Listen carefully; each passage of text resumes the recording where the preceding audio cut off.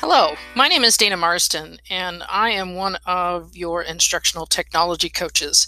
And today I'm going to take you through a way to add Gale resources to your Canvas navigation bar. So on the screen you can see this is a Canvas page, and we're on the home page. And if we scroll down to the bottom here to settings, we click on settings.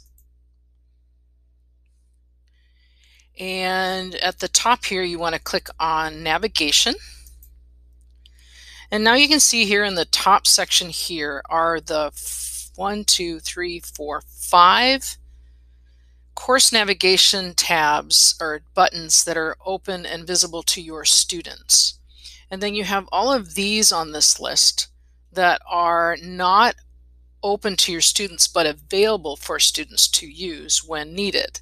Now, it's really important that we keep this list as small as possible for students and families to navigate with ease. When this list gets very long, it becomes more and more difficult.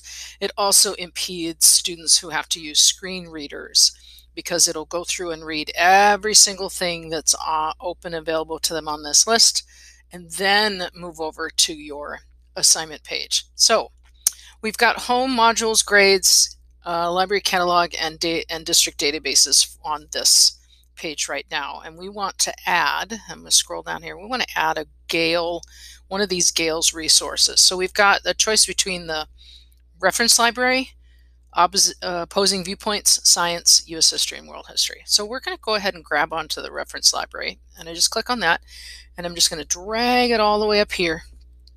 I'm going to input it where I want it to be here in the stream of tools. And then I'm going to go all the way back down here and click Save. So if we were to look at this course through the student view,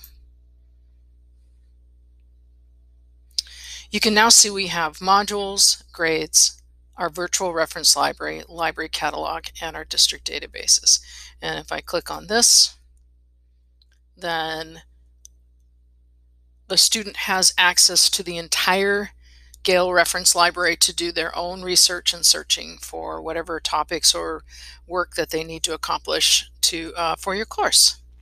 Thank you for listening, and if you have any questions, be sure to ask your instructional technology coach.